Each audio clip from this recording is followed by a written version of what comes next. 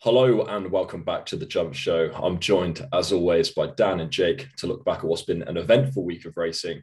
There's lots of Cheltenham clues from the Trials Day, as well as some brilliant action over in Ireland. Jake, how was your weekend? Yeah, no, it was really good. Nice to catch up with you both at Cheltenham. And at one point, I even had to ask what year it was, cheering home Santini and Paisley Park. But yeah, we'll move on to that in a bit. Yeah, it was really good to meet up with you boys. And how are you, Dan, as well? Yeah, very well, mate. As you say, it was a great day at Cheltenham. Non-run and no bet's been flying about all over the place. We really are at that time where we're properly focusing in on the festival. So great stuff.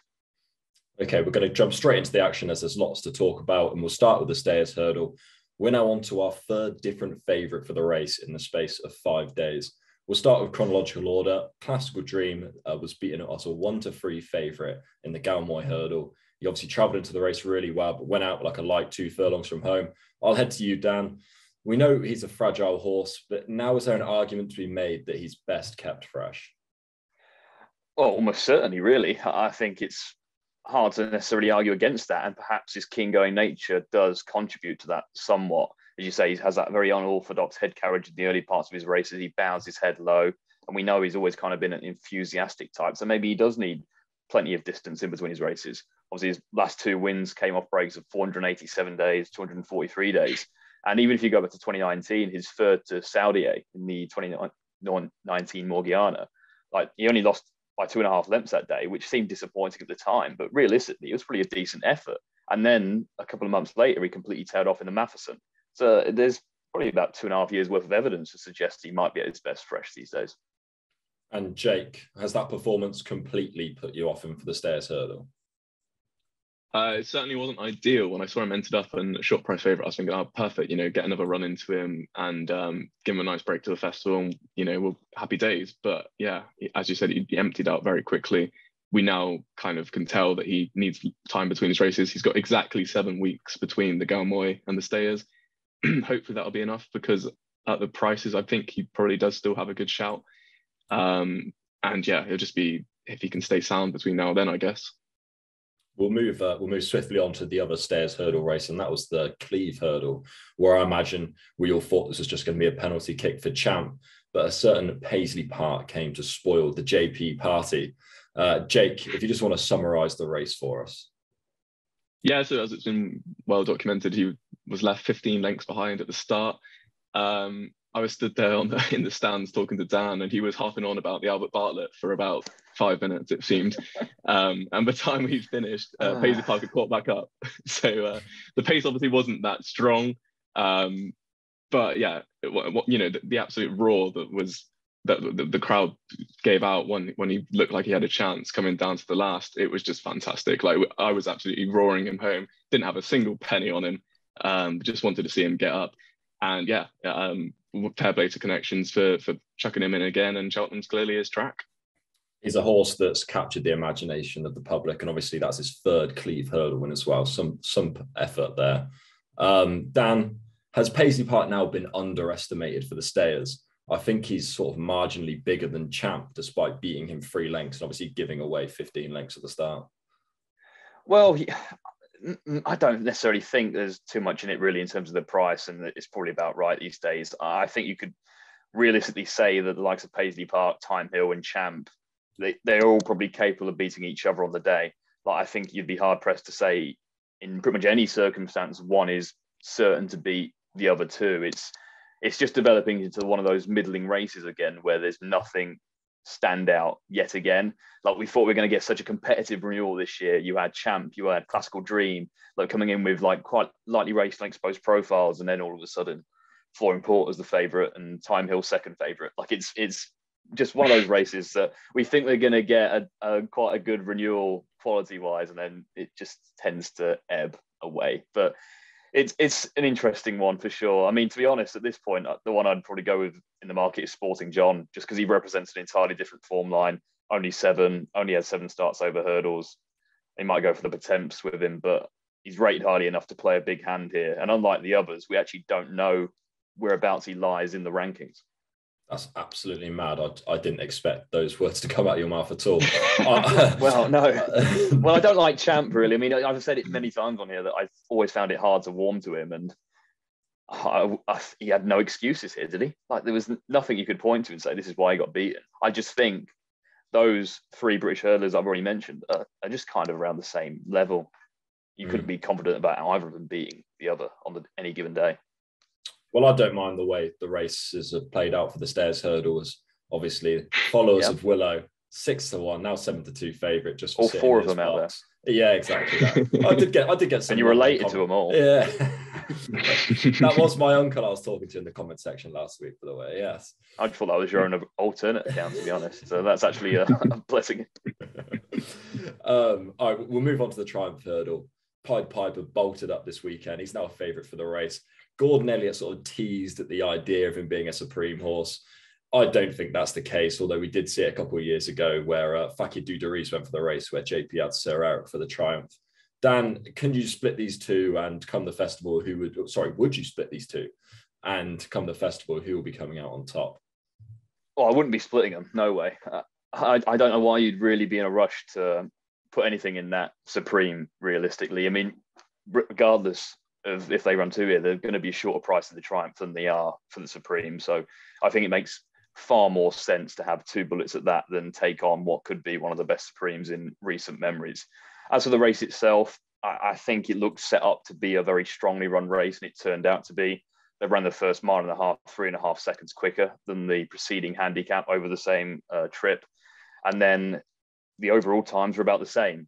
So there wasn't really a quickening from Pied Piper. His finishing speed was about 100%. He literally just kept on traveling without really having to quicken. So there are some holes you can kind of point towards it. I mean, the race did kind of fall apart in terms of Sivilla. It was taken on for the lead, unlike last time where he got a very easy time of things and set a very steady tempo. The only probably a horse in the race you could really set a line through is Forever William, who finished about 10 lengths behind Porticello previously. I do think Pied Piper was probably just a class above them. I mean, Forever William was off the bridle pretty much from the off. And I do think Pied Piper is a very, very smart horse, and he's timely boosted the form of Vauban, obviously, who I've put up on this show, and I'm now very happy with that position, providing he does the business at the Dublin Racing Festival. And to be honest, I think at this stage, again, we might just be in a situation where the Irish juveniles are a cut above the British. Jake, he couldn't have been more impressive, could he? That was some performance. Yeah, no, honestly, it was mesmerising watching the race, and the way that Davy Russell just was motionless the whole way up. It was fantastic. It's exactly what you want to see from a national hunt horse. As you know, it's as impressive as it gets. But as Dan mentioned, I think there are a lot of holes that you can pick in that form. Starting with obviously Intel de Civilla, who I think he kind of threw his toys out the pram really, that he couldn't get his easy lead. And then you've also got Iseo, who, well, Nichols had a bad day in general. You know, that Magic Saint was the only horse that was beaten less than 11 lengths of all of his Saturday runners combined. So, I mean, but he also didn't handle the ground. So his two main market rivals didn't run their races. And yes, he was impressive. I just think that I don't know why Phil Dawes drifted because of this performance. Like, I get that it was a really nice performance from Pied Piper, and fine, you can put him into a joint favourite, I reckon. But Phil Dawes is now 7-2. Almost like Vauban's 9-2. Like, I think the market's gone a bit too overreacted to the race, to be honest. I still think Phil Dawes the one to beat. And Gordon Elliott said after the race that they at home still think that Phil Dawes is the better horse. So yeah, we'll see what happens. I don't think that either one will go Supreme. Maybe in a year where the Supreme was weak, then yes, you probably would give it a go. But with it looking so strong, I don't see why you'd bother.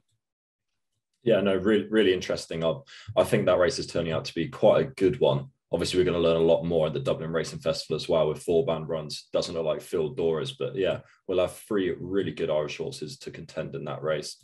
We're just going to fly through these next 2 races unless Jake harps on about a certain horse, but we will head over to him to talk about the Mayor's Novice Hurdle. We obviously had a main trial for the race. There's a lovely roll of honour for it. We have Lamini, Lorena, Honeysuckle, and Manila Melody, all in recent years, won that race, and 3 of them went on to win the Mayor's Novice. So, Jake, please give us your unbiased verdict. Yeah, no, definitely. So the Solarina, yeah, as you say, it's a good trial, and Willie always sends his best mares there, normally anyway. Each year he'll send his best set of mares there and see how they match up against each other. One thing to note is the winner picks up a £5 penalty for the mare's novice at Cheltenham. So that's obviously something that Ballygrifincottage will now have to carry. Brandy Love, she jumped out left the whole way around. It seemed to get worse as the race went on as well. Yeah, so she left it open for something to come and win it. I guess you could say, in terms of just focusing on Brandy Love here, that she'll improve going back to Cheltenham, because obviously left-handed. That's going to help her, and a lot of people take the angle that she was only beaten 3.5 lengths despite jumping so badly left by Ballygrifincottage. But the horse, obviously, that we're waiting to think my opinion on is Grandji.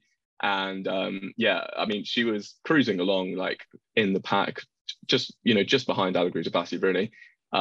Get to the second last, she jumped it absolutely fine, and then she just stumbled on landing, and it was gutting. But obviously, the main thing was just seeing her get back up, and that was brilliant. But yeah, hearing from after the race, so Brian Cooper was riding, and he was absolutely raging. He said that she was only going at half speed. He had Sean O'Keefe covered on Ballygrifincottage, and he thought that he was going to go on and win that race. He said he wouldn't swap her for anything for Cheltenham. So thankfully, so far she seems fine. She's been checked out numerous times, so hopefully she'll be going to the race. Obviously, I don't know if she is or not yet. We haven't had confirmation, but fingers crossed she will get on the boat. And yeah, I mean, someone's drifted her out to 16-1, which I think is a bit of an insult, really, because she really could have won that race had she not had an unlucky fall. So yeah, we'll see. Being held up in the mare's novice is not a bad thing. Not having the penalty is another great thing. So yeah, if she goes to Cheltenham, she'll have every chance, but we'll wait and see on that one. Fingers crossed. Dan, do you want to pick up the scraps for any more talk on the mare's novice? Well, yeah, I thought this was an absolutely fascinating race, and there's so much to pick out of it. I think Ballygrifincottage ultimately had a very nice position all the way around. It's very straightforward and took advantage of Brandy Love's just absolutely ludicrously erratic jumping. I mean, I've especially seen something that severe. I mean, especially 2 out, like she clambered over it and it almost went out of shot. It was that far. Yeah. I mean, for all that she's going to improve going left-handed, and to be honest, I think she's probably the most talented of the three naturally, just based on how she's gone about, and that she was only beaten 3 lengths.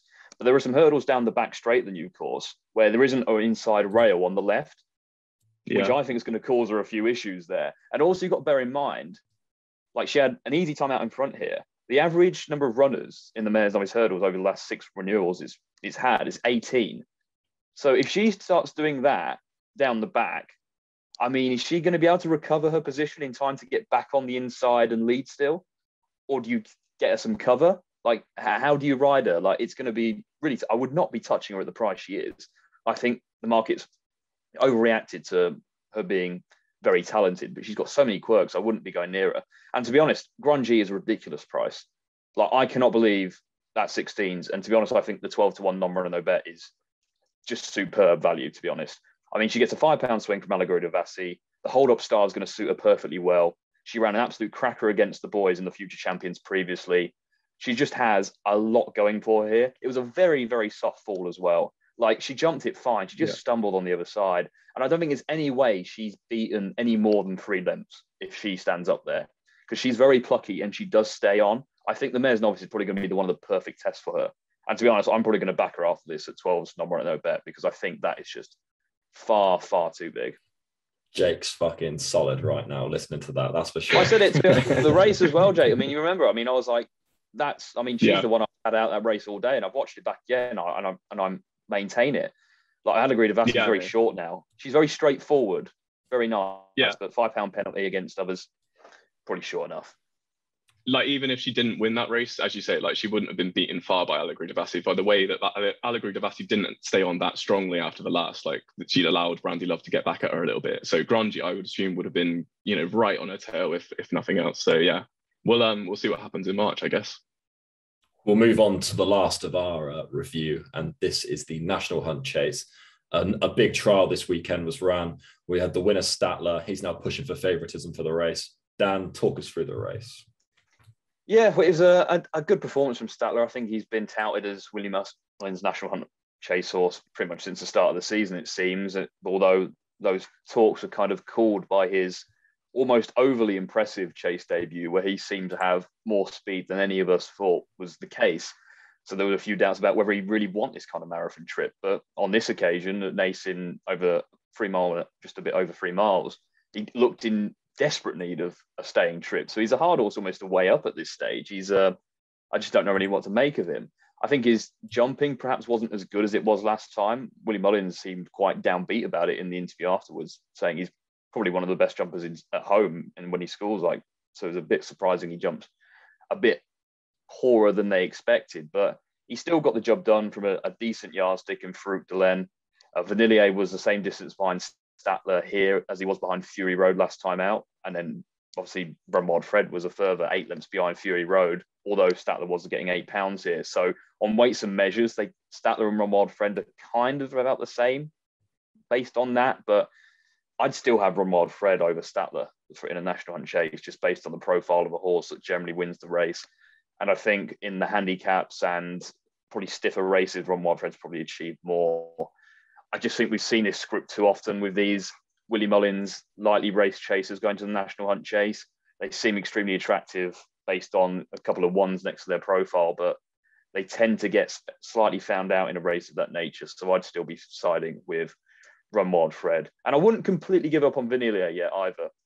He was a bit behind here, but he was giving £8 away. He jumped better here. And we saw last year, he got beaten comprehensively before running in the Albert Bartlett and bolting up in it. So maybe he's just the kind of horse that appreciates Cheltenham and the spring. So closer to the time, I wouldn't completely give up on Vanillier. Okay, we'll move on. We'll move on to the selections now. I'll head over to you, Jake. I think we've only got one selection each, but yeah, we'll start with you, Jake. Who's your selection this week? Yeah, so unfortunately, mine's had a bit of support today, so the price isn't as big as I'd want it, but I think it's still more than fair, and also it's now a non-runner, no bet price as well. So yeah, win-win there. But so the horse I like is for the Kim Muir this week, and it's Frontal Assault. Now, this is a Gordon Elliott 7-year-old owned by Jigginstown, point-to-point graduate. Ran a really nice season over hurdles last year, and this season he's been perfectly tilted at a handicap, and we're just going to find out which one it is. So yeah, as I said, he graduated from his point to points and ran in some bumpers. He wasn't far behind Fernie Hollow and Kilcroot in those days, but nothing to get too excited about. But then over hurdles he got better as he went up in trip. So he was beaten over 2 miles on his first 2 starts. One of them was actually by Cass Mate, who's a 139 horse. So it was a really good opening effort despite the trip being inadequate. But then on his third start, he stepped straight up to 2 miles 7 furlong in a novice hurdle, and he was only beaten half a length by Jackson's Gold, who was a 138 hurdler at the time as well. So that's a nice piece of form. And then in December 2020, so last December, they stuck cheap pieces on him for the first time, ran him back at furlongs in a 2 miles 7.5 furlong novice hurdle, and he beat Born Patriot by 4 3/4 lengths. And he was also giving him £6 that day. So obviously that's a really nice piece of form because he's a 130 horse. And it just shows that he's a proper out and out stayer. He went to Leopardstown Dubbing Racing Festival off a mark of 128, where he probably wasn't really ready for that type of test yet. And he got well beaten. But literally 14 days later, he then turned up in a grade 3 novice hurdle over 3 miles down at Navan. And he went and won it by half a length in game fashion. So there's also a bit of a headpiece change there as well. They put blinkers on him for the first time at Leopardstown when he got really well beaten, and then they put pieces back on at Navan. So yeah, that was his form last season. He then went to Cheltenham actually, which ticks another box in terms of Kim Muir winners. He has run at the track before, which is nice to see. He was well out of his depth when running off a mark of 136 really against the likes of Galloping Deschamps, so obviously was absolutely thrown in. But he was only beaten 18 lengths, so it wasn't an awful run in 8th place. And he stayed up quite strongly up the hill. And if you see the camera line where he crosses the line, he literally is flying home compared to the rest of the horses. So yeah, it was a perfect staying run over an inadequate trip. And it set him up nicely for a campaign of offences this season. So this season, as I said, he's run over inadequate trips 3 times. He's run over 2 miles, 3.5 furlong at Punchestown on debut, where he was third behind Bustleton, who's a 137 horse, and Indiana Jones, who's got a mark of 132 over hurdles, hasn't got a chase mark yet. He was then 4th behind Ciel de Neige, who's a 139 hurdler, again, hasn't got a chase mark yet, at Navan over 2 mile 4. Again, you could see him staying on that day.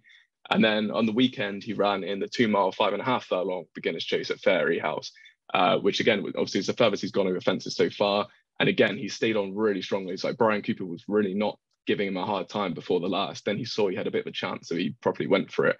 And he dead heated for 2nd place. Now, that race was won by Fleur, who is being given a mark of 140 over fences in Ireland. And the two horses who dead heated were obviously Frontal Assault and Grand Paredes, who's been given 138. They've both been given 138 as marks over fences, which I think is fair. The only slight issue with that is this Frontal Assault has only got £7 allowance from the British handicapper when they add the tax on. So we've got to be careful with that one. Hopefully he'll be fine, but it's just something to bear in mind. But either way, stepping up to 3 miles, as he proved in his novice hurdle campaign, is going to be the key to him. 3 mile, 2 furlong around Cheltenham, I think is going to be absolutely perfect. Because he's owned by Jiggerstown and Gordon Elliot's the trainer, they're going to have a top conditioner on, probably Jamie Codd. He's ridden in his bumper days, so that'll be another absolute positive. And he wears cheek pieces. There's a big trend about Kim Muir winners having some kind of headgear on, so he ticks that box as well. Milan native was second in this race before winning the Kim Muir a couple of years ago, so there's trends there. And I think that Frontal Assault's just got a massive chance in the Kim Muir. Unfortunately, he's now into 10-1, but that's a non-runner, no bet price. So if he does get higher than the 145 mark he needs to get into the Kim Muir, then we get our money back anyway. But he would be a really strong selection for me. Dan, I have you down as like my Kim Muir expert. So if you want to pick his case apart, and then once you've done that as well, if you want to give us your selection. Well, I was going to say, who would have thought we'd be 5 episodes in, there wouldn't be a Kim Muir selection, and the first one wouldn't come from me. Generally, the odds of that happening at the start were astronomical. It was an absolute banker. This was the one that couldn't fail. This is one that's never failed, but this time it failed. I mean, to be honest, I haven't actually seen the whole of that race back yet. I saw the finish, obviously, because Fleur, and I quote, jumped the last like a bag of hammers, and he did. He absolutely did, and he's been known to do that over fences. But to be honest, he was the one I'd had on my radar for the Kim Muir for a while. I haven't actually looked at the race that deeply, but he was the one who stood out to me from an early stage. I mean, he was third in the Martin Pipe. I was actually having to check to make sure I wasn't going crazy. But yeah, he was third in the Martin Pipe off 143, so £7 higher than Frontal Assault. So he's now obviously £4 higher over fences. So on all weights and measures, really, Fleur still got the beating of Frontal Assault. And I think Fleur will also benefit from the step up in trip as well. That shouldn't bother him. I don't think there's much splitting those two or the Elliott's horses. And I think that's a case of in a lot of those handicaps we know he targets. The Martin Pipe's the same. I think with the Kim Muir as well, I don't think there's necessarily an absolute standout contender. Frontal Assault has a lot going for him in terms of the profile, so I can definitely see why he's attracted support. I just think almost the market now cottons onto these Elliott horses so quickly. There's no time anymore to back them at reasonable prices. I mean, I'll say the dreaded name again, but Cocoa Beach had a similar profile. And it was 33-1 at the time. I found that little grey bastard. And then all of a sudden, my hopes and dreams came crashing down. But look, I mean, it's absolutely fine. I think he'll be popular. And if he goes there, he'll probably be single figures. So let's see. Yeah.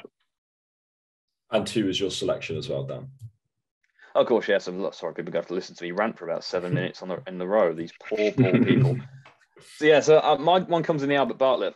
I think this market's kind of setting itself up for a bit of a bet at this stage. Obviously, we've had Blazing Cow, was a clear favourite, now misses the race. I think for a long time I was quite keen to take him on, but based on the fact that not really much has come out against him, I probably would have been siding with him or nearly going that way. Then you've got Ginto, who's the new favourite. I think is going to go the Ballymore route. Connections already have Hollow Games, won Laws of Nace. I don't think there's an immediate rush to step him up in trip. You've got Journey with Me. I think similar comments kind of apply. Like he's second favourite now. They're talking about the auction at Nace over 2 mile free as an alternative to the 2 mile 6 at the Dublin Racing Festival. It's the race that City Island won in 2019 before going to the Ballymore. And Robcour now have Jerry Colomb, who's going to go to the Albert Bartlett. So like those two top 2 in the market are far from certain runners. Other than that, you've got Eric Bloodaxe and Manila Crooner, who are solid but short enough based on what they've done. And then you're looking at likes of Bardenstown Lad, Willie Mullins' horse the other day, the Nice Guy, who's now like a 16-1 shot despite only having 1 run over hurdles.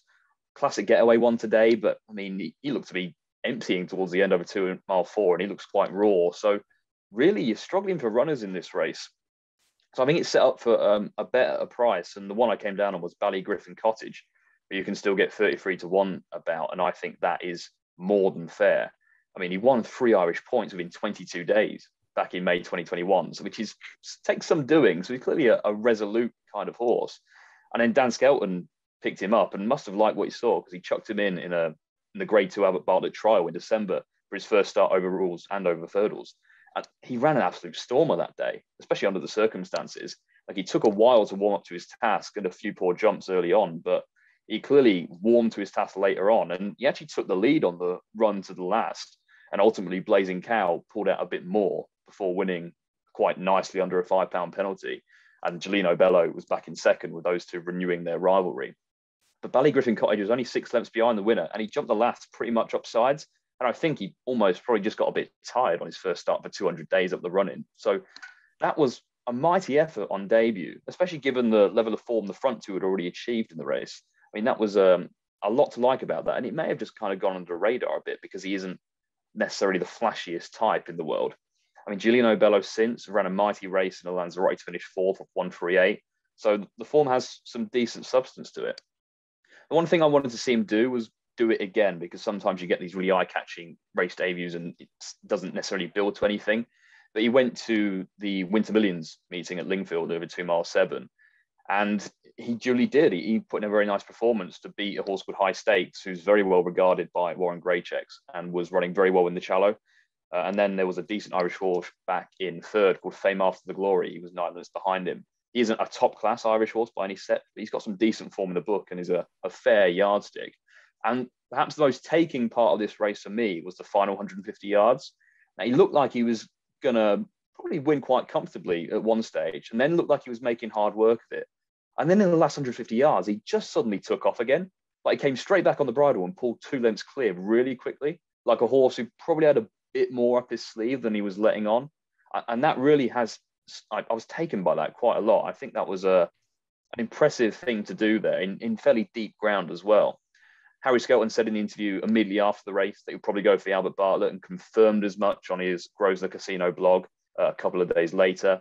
And this horse is just a proper stayer. He's only had 2 hurdle starts, which will put some people off, but he's a 7-year-old. He's had plenty of point experience, and he doesn't look like an immature type at all. And I don't think they'd be going to the race with him if they thought he was that. But given his age, I think they want to have a crack at a decent race over hurdles before he goes chasing. Like, he's already won one run at the track, especially when he taken the circumstances. It was a cracking run. He's handled good to soft and heavy ground now. So he's clearly versatile. And I just think he's probably a bit underestimated in the market at the minute. And I think he might end up going off like a 12 to 1 shot if he goes. So in a race I don't think's looking like being a vintage renewal, 33 to 1 I thought was more than fair. Okay. My selection this week, I've taken aim at the Arkle. It's a market that's been shot wide open with the news about Fernie Hollow being pulled out for the rest of the season. And I'm hoping this horse is going to really impress us in the Dublin Racing Festival and sort of shoot to the top of the market. That horse is Saint Sam. He's a general 10 to 1 shot. I'm going to go without non-runner, no bet. He was a useful enough juvenile. He was sort of mixing it with Zanahir, Quilixios and Jeff Kidder. And it was just the way he went about his business on chasing debut that really caught my eye. He looked a lot more settled. They obviously had to stick a hood on him last year, but he just jumped really well. Looking back at the form, he beat Devil's Coachman by 9 lengths. Now, this is a horse who had a bit of chasing experience as well, finishing 6 lengths behind Fernie Hollow. And on the tail as well of Course Sublime, one of Jake's selections, who's now sort of bidding for grand annual favouritism. Now, he also beat Al Barra that day. He was a further length behind, and Blue Lord was only managed to beat him 5 lengths. So I don't know why there's such a massive price disparity. Obviously, Blue Lord's ran twice. We're going to get some answers this weekend in the Irish Arkle. We're looking at that. Blue Lord sort of 13 to 8 and St. Sam's 3 to 1. But then they're 11 to 4 and 10 to 1 for the English version. I'm hoping we're going to get on this with a bit of a price collapse. And yeah, happy to take the 10 to 1 at this point. Don't know if any of you guys have any more to add on that at all. Do you want us to, or are you quite happy without our comments this time? I'm happy with it, but it's always nice to get someone else's opinion, of course. Well, normally I quite like slagging your selections off, but to be honest, I really like Saint Sam. Like you, that chase debut, I was really impressed. I'm not one to follow juveniles in their next season generally, but that was really taking, I thought. And it was a good old effort at Cheltenham last time, carrying a big old weight went second in that Fred Winter behind Jeff Kidder, obviously then won a Grade 1. So yeah, he's a nice horse, is Saint Sam. It would just be a case of how they're going to line up. Obviously, Willie's got Blue Lord, Haute Claw, and Saint Sam. Probably a bit of shuffling of the pack to with that. But I recall this time last year, you had a little poke, I think the week before the Dublin Racing Festival, and you backed Calixios, thinking about the same kind of, around the same the exact lines. same thought process. Yeah. Yeah. So Very yeah, no, shrewd. absolutely. Yeah, very. I do not blame you at all, and hopefully we'll have success in that exact same juvenile hurdle with Vauban. So hopefully we'll all be winners in this. Could be a good weekend for us. Yeah, I don't know if any of you guys have any more to add, or we can just close the podcast off here. No, I'll stop talking, and I think everyone will be glad for it. Lovely stuff. All right, guys. We'll be back next week where we're going to obviously review the Dublin Racing Festival. I imagine there'll be lots of shake-up in that Cheltenham market. So yeah, we'll see you next Monday, Tuesday.